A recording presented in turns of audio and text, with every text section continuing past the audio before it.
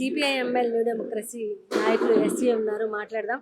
దాదాపు ఈరోజు లొంగిపోయినటువంటి మావోయిస్టులు ఈ న్యూ డెమోక్రసీ అటువంటి పార్టీ నాయకులను కలవడం జరిగింది. ఎట్లా రాజకీయ భవిష్యత్తు గురించి ఏమైనా మాట్లాడుకున్నారా తెలుసుకుందాం. ఎట్లా ఈరోజు లొంగిపోయినటువంటి మావోయిస్టులు దేవజీ కావచ్చు, చాలామంది మీతో మీటింగ్ పెట్టుకోవడం జరిగింది. ఎట్లా రాజకీయ భవిష్యత్తు ఏమైనా మీరు కలిసి ఇరువురు ముందుకు తీసుకెళ్లే ఆలోచన ఏమైనా ఉందా?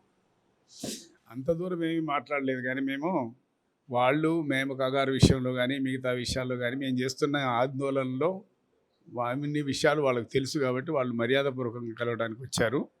అనేక విషయాలు అంటే దేశంలో జరుగుతున్న విషయాలు, రాష్ట్రంలో జరుగుతున్న విషయాల మీద కొద్దిగా మాట్లాడుకొని వాళ్ళు ఐక్య కార్యాచరణకు సిద్ధం అన్నారు. మేము ఐక్య కార్యాచరణలో ఎప్పుడూ సిద్ధంగానే ఉన్నాం. శృతి సాగర్ ఎన్కౌంటర్లో కూడా చాలా పెద్ద ఆందోళన చేశాం. అనేక ఎన్కౌంటర్ల సందర్భంగా ఆందోళన చేశాం. వివిధ సందర్భాల్లో వివిధ సమస్యల మీద ఆందోళన చేస్తూ ఉన్నాం. ఇవాళ కూడా మా వాళ్ళు గుడిసెవాసుల సమస్య మీద ఆందోళన చేశారు. రేపు 10 పార్టీల మీటింగ్ గుడిసెవాసుల మీద ఈ ఆఫీసులోనే కూర్చోబోతున్నాం.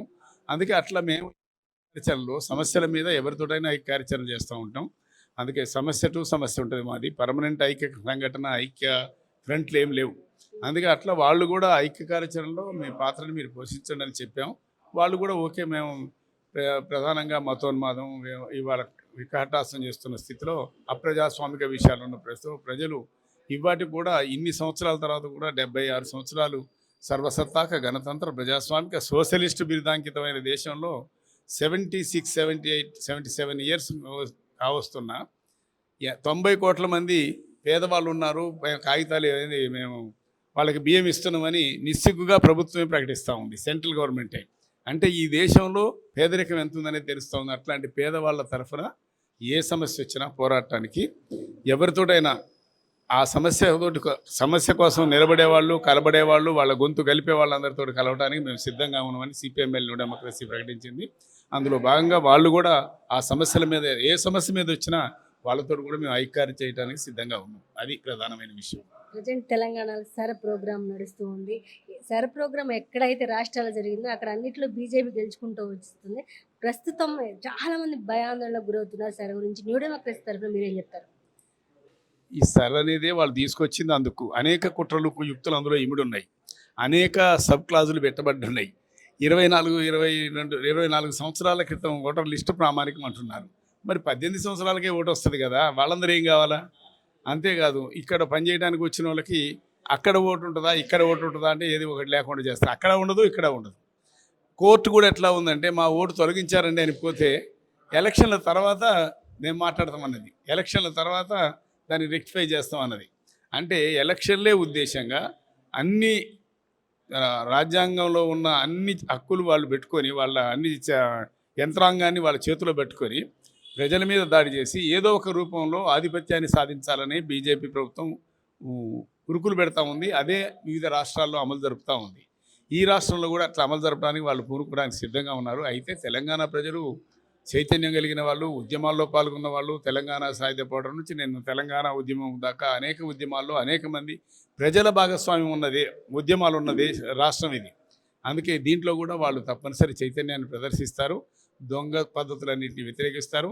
అయితే మేమేమి చచ్చిపోయిన వాళ్ళ పేర్లు ఉండాలని కోరుకోవట్లేదు, ఒక్కొక్కరు 4 ఓట్లు 3 ఓట్లు వేయాలని కోరుకోవట్లేదు. ఆ దౌర్భాగ్యమైన పద్ధతి అనుసరించేది వాళ్ళు. ఎందుకంటే జైల్లో నుంచి పోటీ చేయొచ్చట, జైల్లో ఉన్న వాళ్ళు ఓటు వేయటానికి లేదు. జైల్లో పడేస్తే చాలా ఓటు వేయడానికి లేదు, జైల్లో ఉన్న వాళ్ళు మాత్రం పోటీ చేయొచ్చు. ఇట్లాంటి దౌర్భాగ్యమైన అనేక నామ్స్ అన్నీ అందులో పెట్టుకొని ఇష్టారాజ్యంగా వ్యవహరించడానికి, ఏదో ఒక పద్ధతిలో గద్దెనెక్కడానికి, ఈ గద్దెనెక్కి ఓట్ల కోసం పుట్టిన వాళ్ళు, ఓట్లతోటి పుట్టిన వాళ్ళు, 5 సంవత్సరాల కోసం వచ్చిన వాళ్ళు, వాళ్ళకి పెన్షన్ కావాలా, జీతాలు లక్షల్లో కావాలా, రోజు శ్రమోడ్చి రక్తమోడిపి పనిచేసే కార్మికులకేమో జీతం లేదు, ఆ జీతం నామినల్. ఒకవేళ ఏదైనా ఉద్యోగం ఉన్నా పెన్షన్లన్నీ తీసేశారు. గవర్నమెంట్ ఉద్యోగులు కూడా పెన్షన్ తీసేసిన స్థితి ఇవాళ కంపల్సరీ లేని స్థితి ఉంది. వాళ్ళు డబ్బులు దాచుకొని వాళ్ళకి వచ్చే పెన్షన్ తప్ప కొత్తగా పెన్షన్ స్కీమ్, గతమున్న పెన్షన్ స్కీములు కూడా రద్దయిపోయినాయి 95 తర్వాత. అందుకే ఇట్లాంటి ఒక దౌర్భాగ్యమైన స్థితి ఉన్న స్థితిలో పోరాటం తప్ప మరో దారి లేదు. అందుకే ఆందోళన చేయాల్సిందే. మా ఒక్క శక్తి వాళ్ళ సరిపోదు కాబట్టి ఎన్ని శక్తులు కలిసి వస్తే అన్ని శక్తులతో కలిసి మేము ఆందోళన చేయదలుచుకున్నాం. ఆందోళన భాగంగా వాళ్ళు కూడా వచ్చారు, వాళ్ళని కూడా ఆహ్వానిస్తున్నాం. వాళ్ళే కాదు, ఎవరు వచ్చినా ఆహ్వానించి ఉద్యమాల్లో కలిసి చేయడానికి మేము ఎప్పుడూ సిద్ధంగా ఉంటాం. నా పేరు Madhu, CPIML new democracy. Maoist Devji గారు ఈరోజు సిపిఐఎంఎల్ న్యూ డెమోక్రసీ హైదరాబాద్లో ఉన్నటువంటి మార్క్స్ భవన్కి రావటం అనేటువంటిది జరిగింది. మా రాష్ట్ర కమిటీని కలిశారు. వారు మర్యాదపూర్వకంగా, అట్లాగే మతోన్మాద మోడీ, మతోన్మాద బీజేపీ ప్రభుత్వం కగారుని తీసుకొచ్చి ఆదివాసీల్ని, మావోయిస్టుల్ని హననం చేసేటువంటి కార్యక్రమాన్ని చేపట్టింది. దానికి వ్యతిరేకంగా సిపిఐఎంఎల్ న్యూ డెమోక్రసీ తెలంగాణ రాష్ట్రంలో దేశవ్యాప్తంగా బలమైనటువంటి ఒక ఉద్యమాలు నిర్వహించింది. అట్లనే మావోయిస్టులతో చర్చలు జరపాలని చెప్పి కోరింది. ఆ సందర్భంగా మేము నిర్వహించినటువంటి ఒక పాత్ర రాజకీయంగా సరైందని చెప్పి భావించి వారు మమ్మల్ని మర్యాదపూర్వకంగా కలిశారు. అట్లాగే ఈ సందర్భంగా వారు ప్రకటించింది ఏంటంటే, చట్టబద్ధతులలో ఈ దేశంలో ప్రజల సమస్యల పరిష్కారం కోసం మేము పనిచేస్తాం అనేటువంటిది చెప్పారు. అట్లా చట్టబద్ధతులలో పనిచేస్తాం అనేటువంటిది అన్నందుకు వారిని ఆహ్వానిస్తున్నాం. అట్లాగే దేశంలో ఇవాళ కార్మిక వ్యతిరేకమైనటువంటి 4 లేబర్ కోడ్లను తీసుకొచ్చారు కేంద్ర ప్రభుత్వం. అలాగే రైతు వ్యతిరేకమైనటువంటి ఒక వైఖరిని చేపట్టారు. రైతాంగం పండించిన పంటకి గిట్టుబాటు ధరలు లేవు, మద్దతు ధరలు లేవు. అట్లాగే ఇక ఏజెన్సీ ప్రాంతంలో ముఖ్యంగా కార్పొరేట్ కంపెనీలను తీసుకొచ్చి ఆదివాసీ గిరిజన చట్టాలన్నింటినీ ఉల్లంఘించి ఆ ఖనిజ సంపదనంతా కార్పొరేట్ పెట్టుబడిదారులకి దారాదత్తం చేయటానికి పూనుకున్నారు. ఇట్లాంటి ఒక విషయాలన్నింటినీ మేము ప్రస్తావించాం. వీటి మీద చట్టబద్ధతులలో పనిచేయటానికి వాళ్ళు ముందుకొచ్చారు. కాబట్టి అనేక రాజకీయ పార్టీలని కలుపుకొని మేము పనిచేస్తున్నాం. మతోన్మాద బీజేపీకి వ్యతిరేకంగా, అలాగే రైతు వ్యతిరేకమైనటువంటి, కార్మిక వ్యతిరేక, విద్యార్థి వ్యతిరేక, మహిళా వ్యతిరేక వైఖరులు అనుసరిస్తున్నటువంటి పాలకులకు అందరికీ వ్యతిరేకంగా న్యూ డెమోక్రసీ బలమైనటువంటి ఒక ఉద్యమాల్ని నిర్వహిస్తున్నది. అందులో భాగంగా వాళ్ళు కూడా కలిసి పనిచేస్తాం అనేటువంటిది తెలియజేసినందుకు వారికి కృతజ్ఞత తెలియజేస్తున్నాం. రానున్న కాలంలో వీరితో పాటు రాజకీయ పార్టీలను కలుపుకొని ఉద్యమాల్ని ప్రభుత్వాలకి, పాలకులకు వ్యతిరేకంగా నిర్వహిస్తాం అని చెప్పి ఈ సందర్భంగా ప్రకటిస్తున్నాం. లొంగిపోయినటువంటి మావోయిస్టులు దేవ్జీ కావచ్చు, కొంతమంది మావోయిస్టులు దాదాపు అన్ని వామపక్షాల పార్టీతో పాటు న్యూ డెమోక్రసీ పార్టీని కూడా కలవడం జరిగింది. ఎట్లా మీరందరూ కలిసి పనిచేసే అవకాశం ఉంది భవిష్యత్తులో? మీరు అన్నట్టుగా సిపిఐ మావోయిస్టుకు సంబంధించినటువంటి కేంద్ర కార్యదర్శిగా చెప్పబడుతున్నటువంటి దేవ్జీ గారు కావచ్చు, ముల్లా రాజిరెడ్డి గారు, అట్లాగే పద్మక్క, గంగన్న, తదితర కామ్రేడ్స్ ఈరోజు సిపిఎంఎల్ న్యూ డెమోక్రసీ రాష్ట్ర కార్యాలయం అయినటువంటి మార్క్స్ భవన్లో వచ్చి సిపిఎంఎల్ న్యూ డెమోక్రసీ రాష్ట్ర ప్రతినిధి వర్గంతో మాట్లాడడం జరిగింది.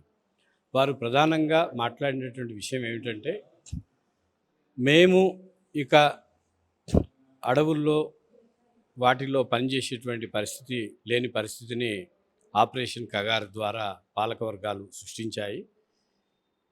ఫలితంగా మేము బహిరంగ జీవితంలోకి వచ్చాము. బహిరంగ జీవితంలోకి వచ్చిన ఈ సందర్భంగా ఆపరేషన్ కగార్ని వ్యతిరేకిస్తూ, అట్లాగే సిపిఐ మావోయిస్ట్ పార్టీతోటి కేంద్ర ప్రభుత్వం చర్చలు జరపాలనేటువంటి ఒక ఆందోళన తెలంగాణలో తీవ్రస్థాయిలో జరిగింది. దాంట్లో సిపిఎంఎల్ న్యూ డెమోక్రసీ ఒక ముఖ్యమైనటువంటి పాత్ర వహించింది. ఇట్లాంటి పోరాటాలు నిర్వహించినందుకు కానీ ఆ పార్టీని, అలాగే ఇతర వామపక్ష పార్టీలైనటువంటి సిపిఐ, సిపిఎం లాంటి పార్టీలని, మాస్లైన్ లాంటి పార్టీని, అలాగే జస్టిస్ చంద్రకుమార్ లాంటి ప్రజాస్వామిక వాదుల్ని మేము అందరినీ కలుస్తున్నాం, దానిలో భాగంగా కలుస్తున్నాం అనేటువంటి విషయాల్ని వాళ్ళు చెప్పారు. ఈ సందర్భంగా న్యూ డెమోక్రసీ ప్రశ్నించింది ఏమిటంటే, న్యూ డెమోక్రసీ పార్టీ వాళ్ళని కోరింది ఏమిటంటే, మీ కార్యాచరణని మీరు ఏ రకంగా ఎట్లా చేయబోతున్నారని అడిగినప్పుడు, మాకు అజ్ఞాత జీవితంలో ఉండేటువంటి పరిస్థితులు దేశంలో ఇప్పుడు లేవు. మేము భారత ప్రజల్లో భాగంగా మేము పనిచేయదలుచుకున్నాము. ప్రధానంగా దేశానికి ప్రధాన ప్రమాదకరంగా ఫ్యాసిజం అఖిల భారత స్థాయిలో అది ముందుకొస్తూ ఉంది. ఈ ఫ్యాసిజాన్ని ఓడించడం కోసం, నిలవడించడం కోసం అన్ని రకాల వామపక్ష పార్టీలు, అన్ని రకాల ప్రజాస్వామికవాదులు, అన్ని రకాల జాతులు, సమూహాలు ఇవన్నీ కూడా కలిసి కొట్లాడాల్సినటువంటి అవసరం ఉందని మేము భావిస్తున్నామని మావోయిస్ట్ నాయకులు చెప్పారు.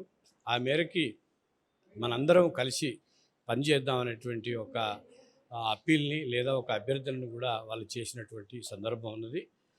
సిపిఎంఎల్ న్యూ డెమోక్రసీగా మేము ఈ సందర్భంగా చెప్పదలుచుకుంది ఏమిటంటే, భారత రాజ్యాంగం ఒక్కటే ఒక రాజ్యాంగాన్ని కలిగి ఉన్నది. ఆ రాజ్యాంగంలో అందరికీ హక్కులు సమానంగా ఉంటాయి. అందుకని భారత రాజ్యాంగాన్ని కాపాడుకోవాల్సినటువంటి, భారత రాజ్యాంగం కల్పించినటువంటి హక్కుల్ని, విలువల్ని కాపాడుకోవాల్సినటువంటి అవసరము ఉన్నది. దాన్ని ప్రధానంగా దృష్టిలో ఉంచుకున్నప్పుడు ఈ దేశంలో ఉండేటువంటి ఆదివాసులు కావచ్చు, దళితులు కావచ్చు, బడుగు బలహీన వర్గాల ప్రజలు కావచ్చు, అన్నిటికంటే మించి మొత్తం ప్రపంచంలోనే, సమాజంలోనే సగభాగంగా ఉన్నటువంటి మహిళలు ఎవరైతే ఉన్నారో వారికి సంబంధించినటువంటి విషయంలో ఇవాళ ఫ్యాసిజం పెద్ద ఎత్తున దాడులు చేసేటువంటి ఒక సందర్భం నెలకొన్నది. దీన్ని దృష్టిలో ఉంచుకొని భవిష్యత్తులో ఏ ప్రజలైతే ఈ భారతదేశం ఒక యూనియన్, ఒక అధ్యక్ష తరహా పాలన ఇక్కడ సాగొద్దు, ఇక్కడ సమాఖ్య విధానం కావాలని డాక్టర్ బాబాసాహెబ్ అంబేద్కర్ చైర్మన్గా ఉన్నటువంటి భారత రాజ్యాంగ కమిటీ ఏదైతే భావించిందో, ఆ రాజ్యాంగ కమిటీ ఇచ్చినటువంటి రక్షణల్ని, ఆ రాజ్యాంగ కమిటీ ఇచ్చినటువంటి హక్కుల్ని, సౌకర్యాలని ఇవాటి ప్రభుత్వం ఒక్కొక్కటిగా లాగేసుకుంటున్నటువంటి ఒక దుర్మార్గమైనటువంటి పరిస్థితి ఉన్నది. అందుకని అందరికందరూ దేశంలో ఉండేటువంటి ప్రజానీకాలు, అన్ని సమూహాలు, ఆఖరికి పాలక వర్గాల్లోని ప్రతిపక్ష పార్టీలు సైతం తమ హక్కుల్ని దెబ్బతీస్తున్నటువంటి నేపథ్యంలో ఫ్యాసిజానికి వ్యతిరేకంగా ఐక్యంగా ఒక ఉద్యమాన్ని తీసుకురావడానికి భారత రాజ్యాంగం కల్పించినటువంటి హక్కుల్ని, విలువల్ని పరిరక్షించుకోవడనేటువంటి ఒక కర్తవ్యం చేపట్టాల్సిన అవసరంగా సిపిఎంఎల్ న్యూ డెమోక్రసీ భావిస్తారు. Thank you.